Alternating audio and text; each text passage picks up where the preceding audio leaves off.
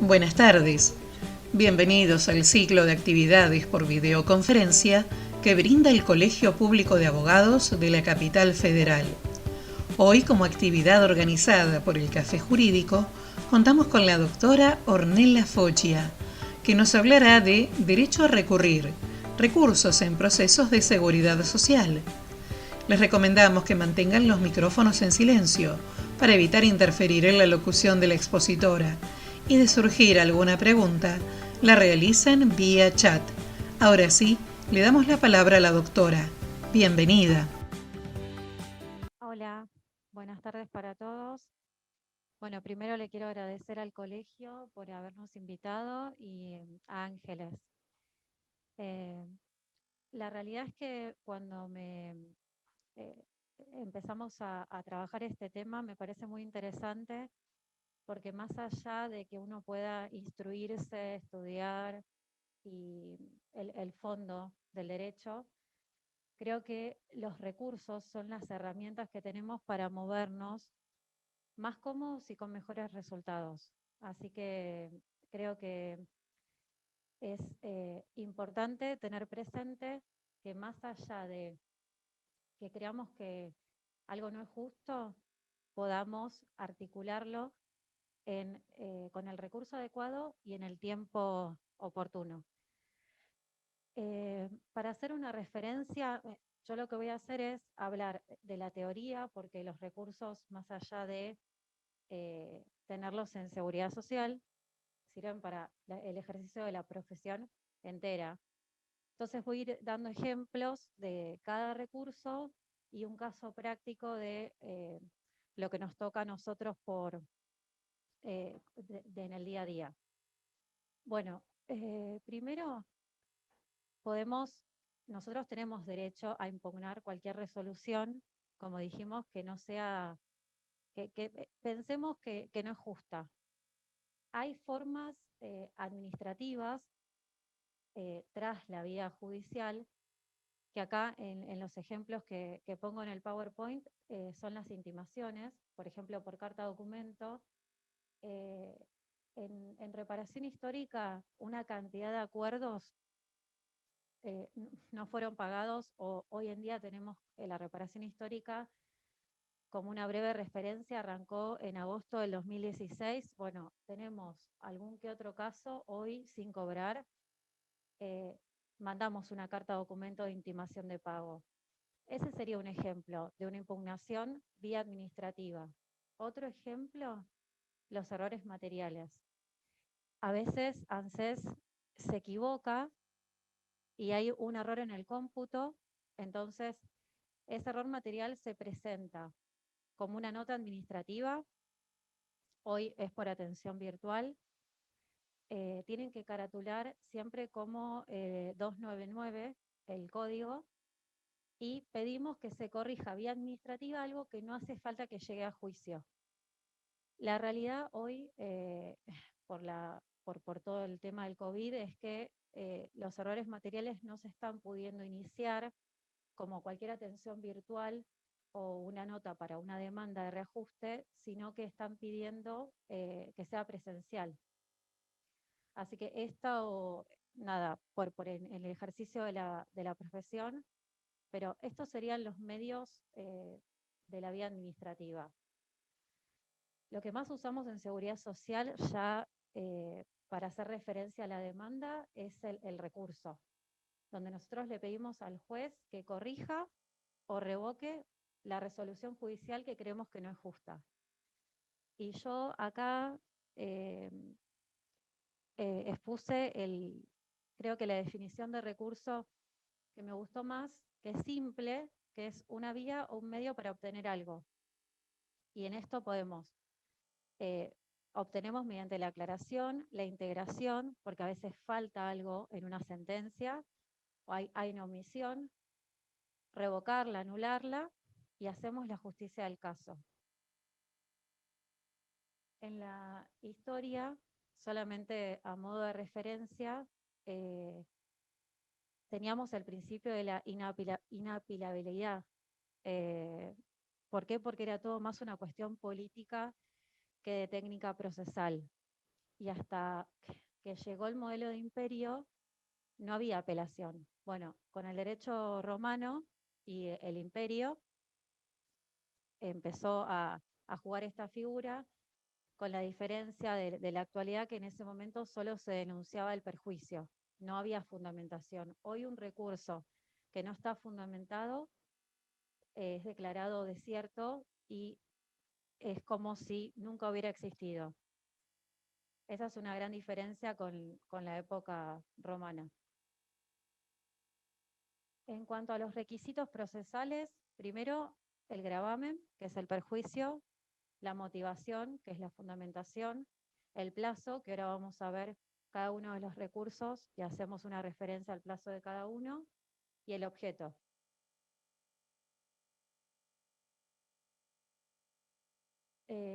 Más teoría de los recursos, la forma cómo puede ser libre o en relación. El principio general es que es libre. Y en relación, por ejemplo, en seguridad social lo tenemos con los amparos. Los amparos son fundados en primera instancia. Y acá hay una particularidad en la práctica, sea un amparo debajo del mínimo, un amparo, por ejemplo, nosotros en el estudio estábamos antes con los casos de movilidad por la ley nueva, la suspensión de la movilidad. Lo planteamos como un amparo y muchos juzgados no rechazaron la vía, creían que no era la forma el amparo. Otros trataron el fondo y denegaron. Ningún juez de primera instancia en este tema dio el ok a todo. Entonces teníamos que apelar. La apelación en los amparos, como sigue la ley de amparos, es 48 horas. Entonces, desde la hora que sale la sentencia, sabemos que son 48 horas, ni siquiera 2 días, para apelar con memorial y fundar en primera instancia. Esta es una diferencia con respecto a todo el resto, que los juicios de reajustes no tenemos esta particularidad, pero en los amparos sí. Y el amparo que se me ocurre en seguridad social, una persona que no cobra la mínima. Otro caso es una persona que cobra jubilación y pensión y ambas sumadas superan el tope, ahí acumulan los beneficios y topean. Eso nosotros lo planteamos como un amparo y nos viene yendo bien, y si en primera instancia quizás el juez no hace lugar, después la Cámara lo está dando vuelta. Bueno, este es un ejemplo de en relación, fundar en primera instancia. En cuanto a los efectos, el efecto va a ser suspensivo, salvo que se aclare lo contrario y sea devolutivo. Y después, más adelante, voy a poner ejemplos, más que lo vemos en ejecuciones, cuando por el tema del juego, de la cantidad de tiempo que una persona viene esperando el cobro de su juicio, y quizás se aprueba una liquidación, y queda una cuestión para tratar como la PBU, decimos que se trate con efecto diferido. En estos casos, nosotros también está en la habilidad del abogado para estar atentos a cómo salen las resoluciones y obviamente en el plazo que tenemos. Con respecto a los efectos de los recursos, cuando cesan, y acá el ejemplo que marcamos es cuando ANSES no expresa agravios o apela fuera de término. No suele pasar esto, pero lo que suele pasar es en un caso donde una persona está bajo la ley vieja, la 18037, ANSES se había comprometido a no apelar, sin embargo apela, y cuando llega el momento de dejar agravios, ANSES no lo hace. Entonces nosotros pedimos que se declaren desiertos. A veces en casos de ley nueva, también, no, por alguna razón, no deja agravios, pedimos que se declare desierto. Que ahí también está nuestra viveza, porque si no el expediente pasa a sentencia y también evitamos que se pierda tiempo con esto. Bueno, siempre, siempre cuando analizamos el caso, primero vemos si es una resolución, una sentencia, una interlocutoria, si hay gravamen o no irreparable y qué tiempo tenemos para hacerlo. En cada etapa importante del expediente, yo eh, estaría atenta a cómo sale esa resolución, porque ha pasado recibir, no sé, una notificación de auto de firme cuando el caso no está firme, porque a veces hay errores también de los juzgados. Entonces, para hablar del primer, ahora ya entrando más a los recursos, el primero que tenemos es el de aclaratoria, que es el 166 del Código Procesal, que también está en el apartado de deberes de los jueces, que ellos pueden de oficio corregir errores materiales. Pueden ser errores materiales, pueden ser conceptos vagos, oscuros, o pueden ser que omitan una parte de lo que nosotros pedimos en la demanda. Y el plazo es de 3 días desde la notificación de la sentencia en primera instancia, de 5 días cuando es una sentencia de cámara. Vamos a poner ejemplos. Un ejemplo de error numérico para la interposición de una aclaratoria es cuando en ejecuciones decretan un embargo o aprueban una liquidación y están mal los montos. Siempre hay que ver la fecha de corte y los montos. Que el haber mensual y el retroactivo esté correcto, porque después es muy engorroso. Entonces, este es un ejemplo de por un error numérico. Vago oscuro, nos ha pasado que estamos ya con una sentencia de cámara, ANSES interpone un recurso extraordinario y sale un auto, una resolución que vemos que en los argumentos deniegan el pedido de ANSES, pero en la parte resolutiva conceden el recurso extraordinario. Esto el año pasado pasó mucho en Sala 2, e interpusimos gran cantidad de aclaratorias porque si no el expediente se iba a la Corte.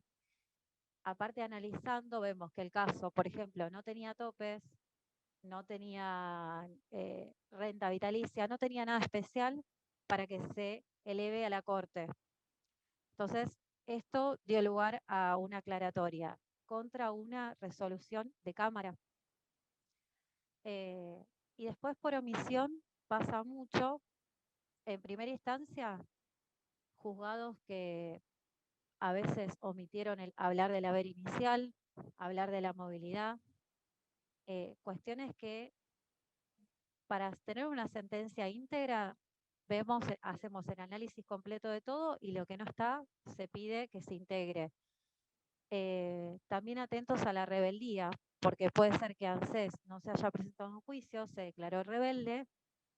Acá, que se nos reconoce el retroactivo hasta la adquisición del beneficio. Y esto es muy importante porque hay que ver la fecha y quizás le hace mucha diferencia al cliente. Porque no es 2 años antes del reclamo administrativo, sino que se va a la fecha de adquisición del beneficio. Topes por ahí no tanto, porque la realidad es que las sentencias de ley nueva, ANSES apela siempre. Entonces uno apela y después en agravios vemos de qué nos falta tratar y nos agraviamos por eso. Por eso los topes por ahí los dejamos más para la parte de agravios. Bueno, eso en cuanto a la aclaratoria. Y tuvimos un caso donde, que me pareció importante destacarlo, una sentencia de primera instancia que también, bueno, faltó hablar de la renta, del componente privado. Ok, vamos con una aclaratoria. Aclaratoria. ¿La aclaratoria suspende o no el plazo para apelar? Si yo tengo una sentencia que no me es beneficiosa, que en algún, bueno, hasta no hace mucho, muchos juzgados daban el índice del Richter. yo tengo que primero aclarar la sentencia y después apelar, o tengo que apelar al mismo tiempo. Bueno, lo mejor es aclaratoria, apela en el mismo escrito. ¿Por qué? Porque lo que pueden decir que hay jurisprudencia dividida es que no se suspenden los efectos y que el plazo ya venció. Vos querías aclarar una sentencia, pero la sentencia en el fondo igual la tenías que apelar en ese momento. Y ahí tenemos el fallo Garay.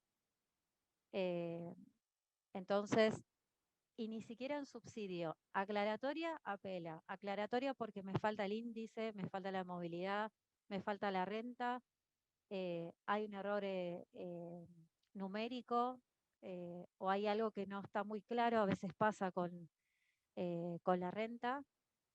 Aclaratoria más apela, y no en subsidio porque nunca puede ir en subsidio. Si no, después hay problemas con el tema de la concesión del recurso, porque en subsidio es, si no me das esto, me das lo otro. Si la aclaratoria dieron lugar porque aclararon la sentencia, no van a dar la apelación. Y ahí acá sí se plantea un problema. Bueno, el segundo recurso, que creo que es el que más utilizamos en seguridad social y bueno, en muchos ámbitos más, es la reposición o la revocatoria, que puede ir acompañada de con apelación en subsidio o sola. Cuando creemos que tenemos oportunidad a que el juez revoque por contrario imperio su decisión, planteamos una revocatoria. Y además, en la forma práctica, uno funda en la revocatoria todo. Entonces después no tiene que estar corriendo con los fundamentos en cámara, porque es por nota. Sale una providencia simple, que sea que cause o no gravamen irreparable, tenemos 3 días por nota.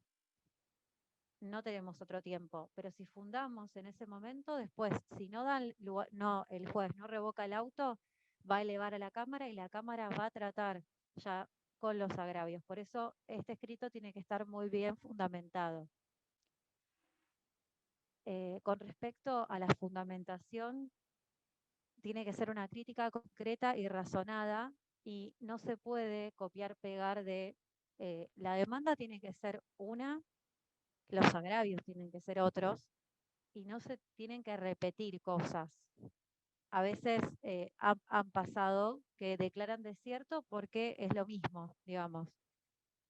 Y acá ejemplos prácticos tenemos muchos.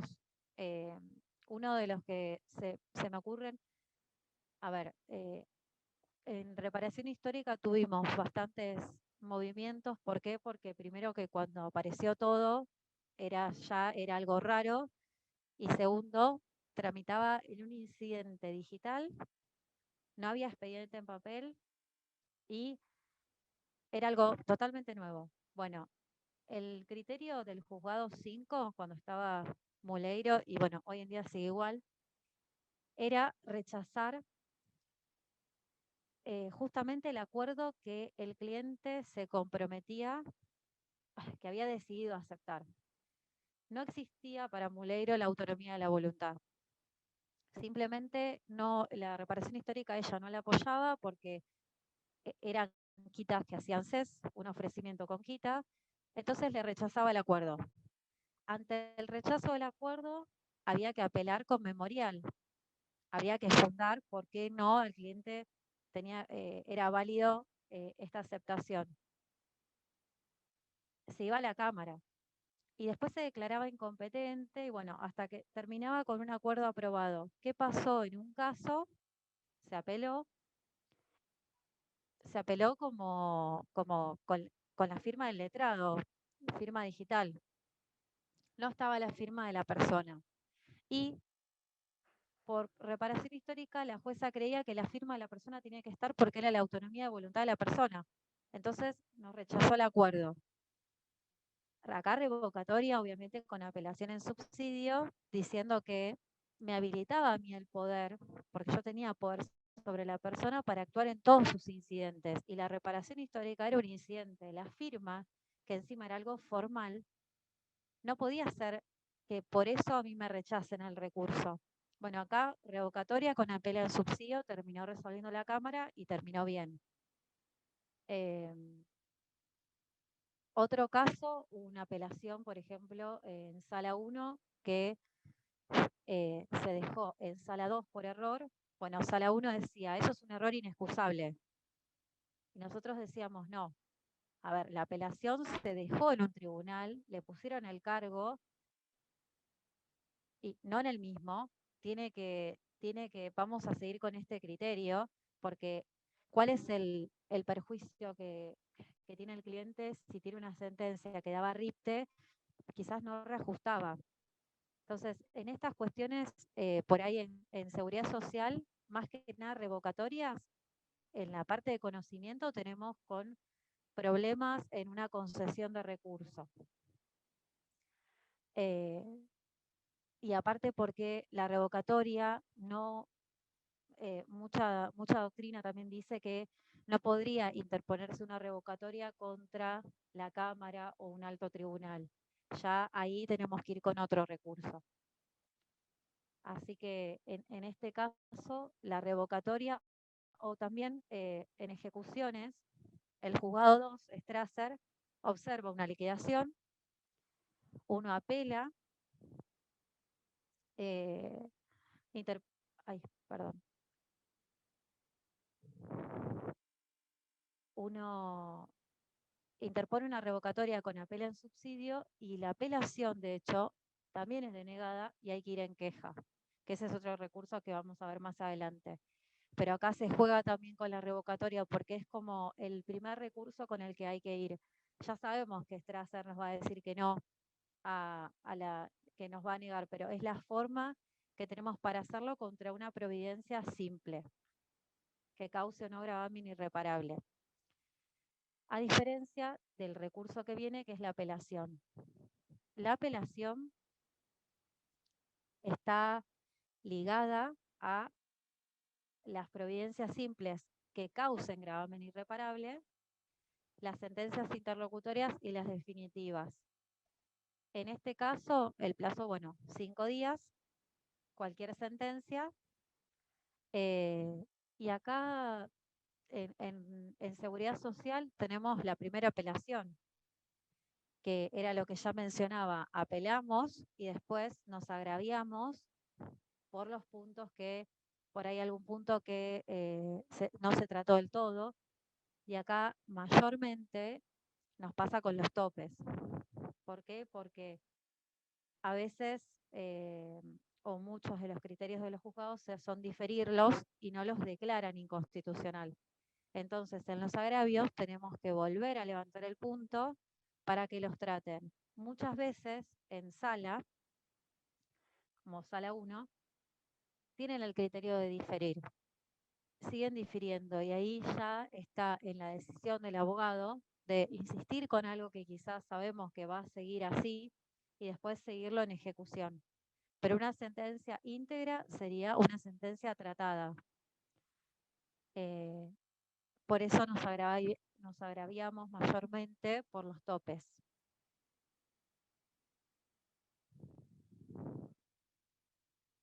La apelación de honorarios lo puse en otro apartado porque la realidad es que primero no corre la regla de que hay un monto como mínimo en donde hay que apelar. Los honorarios se pueden apelar siempre.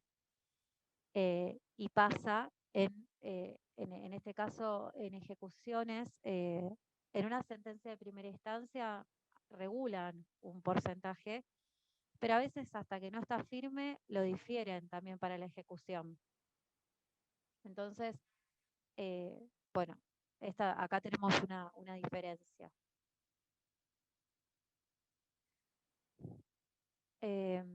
Entonces, aclaratoria, revocatoria con y sin apela en subsidio, apelación y el próximo recurso, el recurso extraordinario federal. En este caso, en seguridad social, de nuevo, ¿en qué oportunidades puedo interponer un recurso? Bueno, cuando estamos, como dice el artículo 256, cuando hay arbitrariedad o gravedad institucional.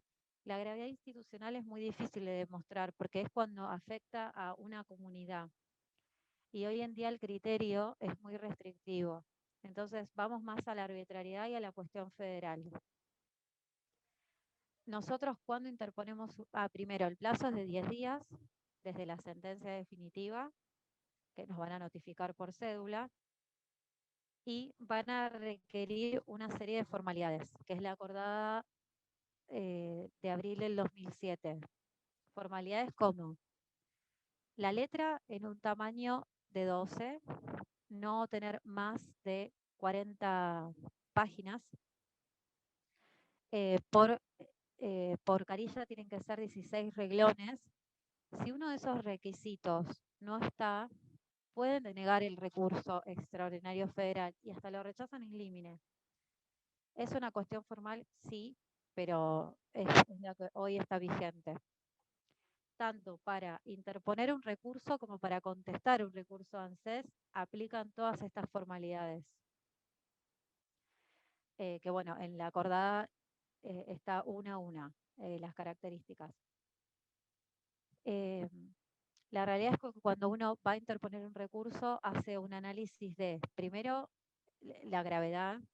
En el caso nuestro que estamos con clientes que tienen una edad, que están enfermos, en muchos casos, hacemos un análisis también porque el plazo de cuánto tiempo puede estar en la corte un expediente puede estar 2, 3 años. Eso es incierto, más que presentar un pronto despacho con certificado médico, no podemos. Igual, entre paréntesis, hemos ido a la corte, al palacio, a hablar y nos dieron un correo para tratar casos puntuales que están muy demorados. Eso está bueno, si quieren después se los comparto, pero la realidad es que a la hora de interponer un recurso extraordinario se analizan 1000 cosas y entre lo más importante el tiempo. Pero en un caso donde no queda otra, como hubo un problema en el haber inicial, no reajusta, un tema de no reajusta sin PBU, hay un tema complicado de topes, que todo lo que nosotros nos pedimos tiene que estar pedido en la demanda, sí o sí pedido en la demanda, no importa si lo decimos en agravios, tiene que estar pedido en la demanda. Cuando hay una cuestión grave, vamos con recurso.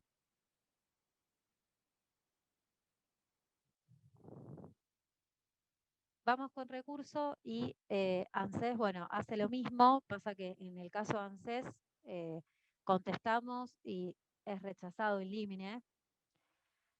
¿Qué nos pasó a nosotros? Con respecto a la movilidad de Macri, en un momento nosotros habíamos ampliado, habíamos denunciado como hecho nuevo la movilidad. Esta cuestión, la sala la toma como una cuestión federal, entonces eleva esto por la movilidad. Lo hicimos en algunos casos, nada más, porque también el cliente, muchos querían que esté incluida la movilidad.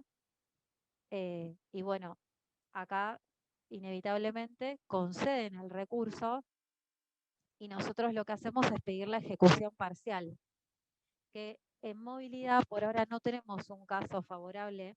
Por ahora las salas dicen, no, bueno, esto no se puede dividir. Un caso diferente sería un caso que tiene componente de renta vitalicia, entonces solo se va por la renta a la corte, porque es una cuestión federal, y ahí nos dan la ejecución parcial porque dicen, bueno, de última ejecutarás el haber, la movilidad del componente público, el componente privado se ve después. Entonces, en este caso de ejecución parcial, por ahí si les sirve, nosotros lo pedimos, que se vaya el expediente a la corte, que se vaya, formen un incidente digital y por lo que me forman que quedó que se puede ejecutar parcialmente, los efectos no se suspenden, queda firme el caso y yo puedo ejecutar.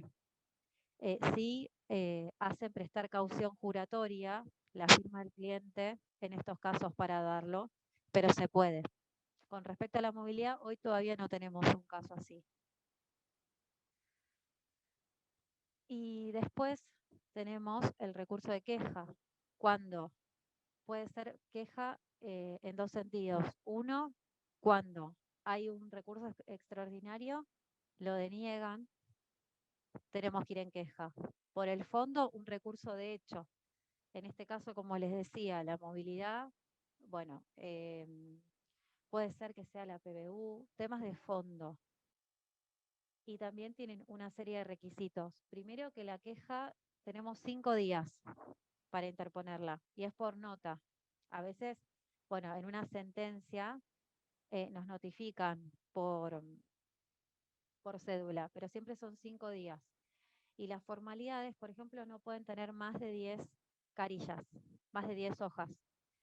También 16 reglones y en letra 12. Y la queja tiene la particularidad de que no suspende los efectos. Entonces, nosotros podemos ir en queja y podemos ejecutar el expediente. De hecho, el principal puede quedar firme. Se puede presentar la ejecución. Eh, bueno, acá tenemos el apartado del depósito, que uno necesitaría hacer un depósito al Banco Nación, pero como nosotros estamos exentos de pagar tasa de justicia en Seguridad Social, no se realiza depósito. Y la queja por denegación de recurso. ¿Qué pasa cuando nos niegan una apelación? Como el caso del juzgado 2 en ejecuciones de Strasser. Vamos a terminar yendo en queja, con todas las formalidades que dice el código, pero para que nos concedan el recurso. La Cámara nos concede el recurso, bueno, va a volver a primera para que nos conceda el recurso.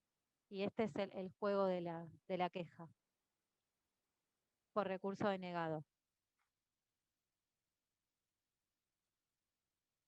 Y el último es un recurso que en verdad creo que lo utilizamos muy poco y lo he visto más desde el lado de ANSES, que plantea una nulidad.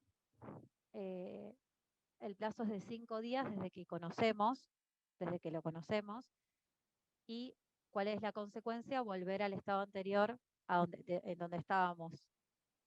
Lo he visto, por ejemplo, una sentencia que queda firme, ¿no? Tengo que notificarlo para que empiecen a correr los 120 días hábiles judiciales.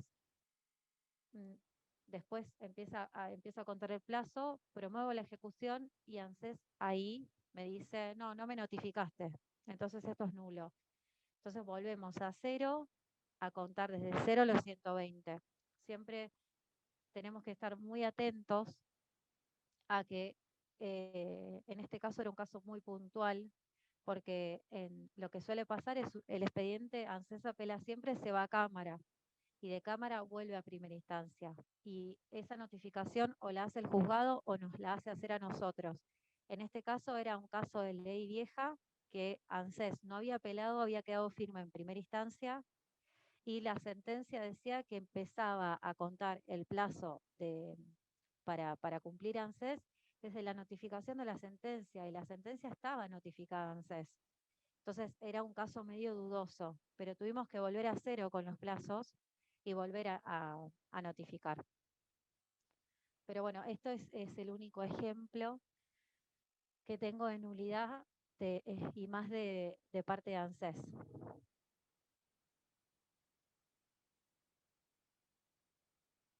Ahora, si quieren, vemos a ver si tienen algunas preguntas y por ahí damos otros ejemplos.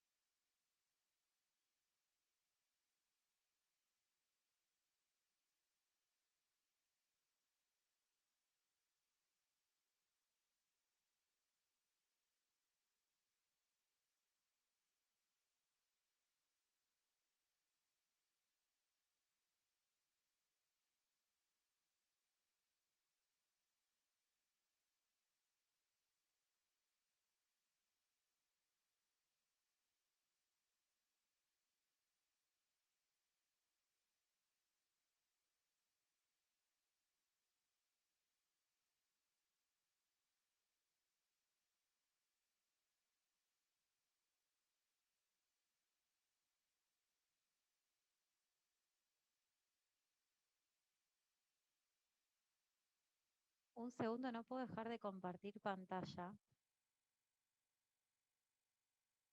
Ahí está, Ahí está, ahí pudiste. ahí pude.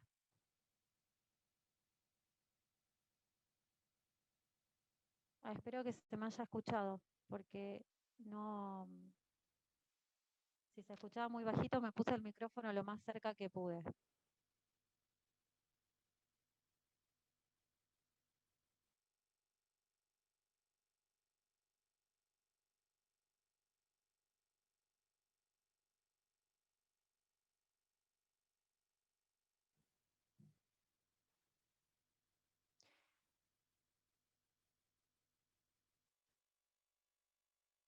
Bueno, acá tengo una pregunta. Hola, ¿qué pasa en el caso que hay una sentencia en primera instancia y la demandada no cumple con las astreintes? Bueno, nosotros tenemos muchos casos de astreintes en ejecución y la realidad es que primero notificábamos para que llevarlas a cabo, después nos dimos cuenta que primero que era un monto muy mínimo, que era que dilataba el proceso. Entonces, nosotros con las astreintes, al menos el criterio que tenemos es eh, no seguir con eso, sino seguir intimando a ANSES hasta que pague y terminar con el embargo. No sé en este caso puntual eh, por qué en una sentencia de primera instancia tenés astreintes. No es seguridad social porque tendría que ser si no en ejecuciones. ¿Puede ser? No sé de quién es la pregunta.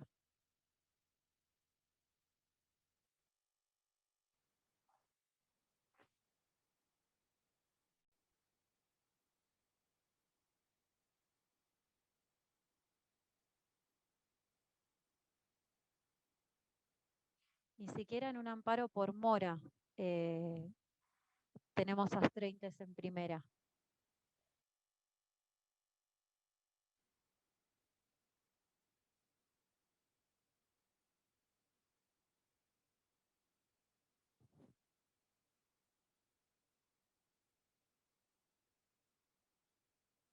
Claro, es en ejecución. Yo en ese caso no sigo el camino de las astreintes, porque la realidad es que ANSES no va a cumplir por eso.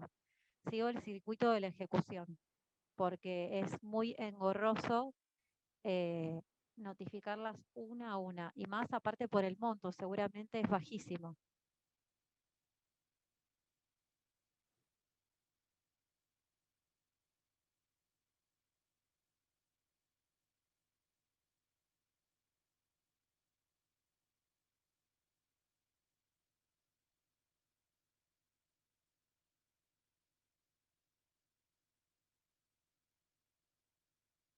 Bueno, gracias a todos. Después mandamos el PowerPoint si les sirvió y si tienen alguna duda o algo que les pueda compartir, también les dejo mi correo si quieren y me lo mandan.